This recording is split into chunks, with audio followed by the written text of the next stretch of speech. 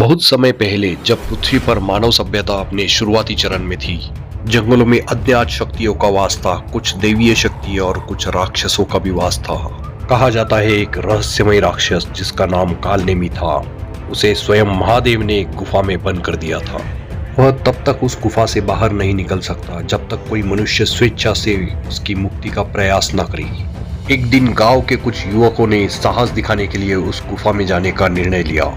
वो गुफा कई वर्षों तक बंद थी, लेकिन उसकी काली शक्ति ने पूरे जंगल को भयावह बना दिया था।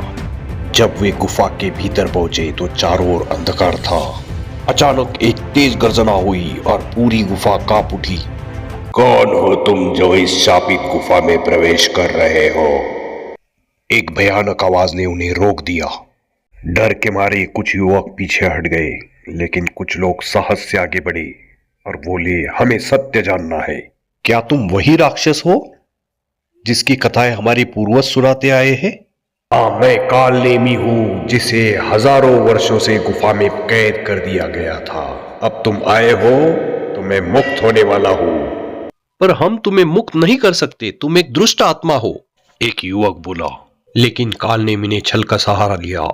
उसने यह कहकर भ्रमित कर दिया कि वह कोई दुष्ट आत्मा नहीं बल्कि एक श्रापित योद्धा है जिसे अन्यायपूर्वक इस गुफा में बंद कर दिया गया था। सब युवक छलावे में आ गए और उन्होंने उस गुफा के द्वार पर अंकित शिलालेख को हटा दिया।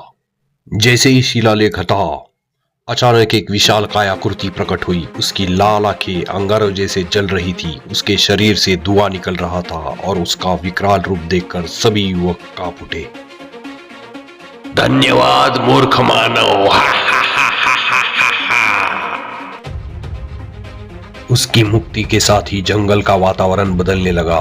सारे पेड़ सूखने लगे और जंगल से अजीब अजीब चीखें सुनाई देने लगी।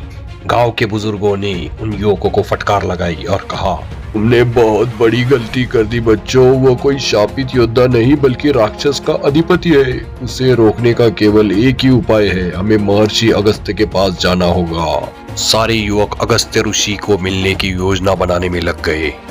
तभी उनको एक आवाज आई। कालनेमी गांव में आ चुका था और वो हर एक घर में जाके वहां से एक एक लड़के को उठाकर उसे मार देता था। मारने के बाद में वो एक बड़े से बरगद पेड़ पर उन सबको टांग देता था। वो दृश्य बहुत भयावह था। गांव वाले की रूह कांप उठी थी वो दृश्य देखकर, और ये रोज होने लगा था, कभी दिन में तो कभी रात में। गांव के कुछ युवक महर्षि अगस्त्य ऋषि के आश्रम पहुंच गए और उन्हें पूरी घटना बताई।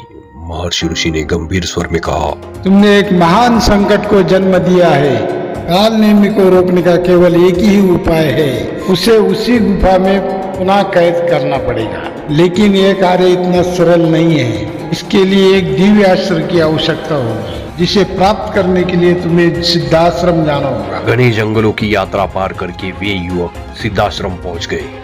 अर्जुन नाम के एक युवक ने वो शस्त्र हासिल किया और वो निकल पड़ा कालनेमी से सामना करने के लिए। अर्जुन और कालनेमी के बीच बहुत बड़ा संघर्ष हुआ। अर्जुन ने उस दिव्यास्त्र से कालनेमी का हृदय भेद दिया और एक कालनेमी ने अंतिम चीख मारी और वो पुनः गुफा में समा गया।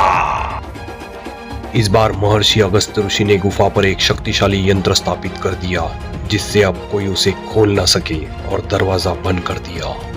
रुद्रवन का जंगल फिर शांत हो गया, लेकिन लोग आज भी उसी गुफा के पास जाने के लिए डरते हैं। कहते हैं आधी रात वहां से धीमी गुर्राहट सुनाई देती है, मानो कालनेमी आज भी अपनी मुक्ति की प्रतीक्षा कर रहा है। ऐसे रहस्यमय और मजेदार कहानी के लिए हमसे जुड़े रहे और चैनल को लाइक, शेयर और सब्सक्राइब करें।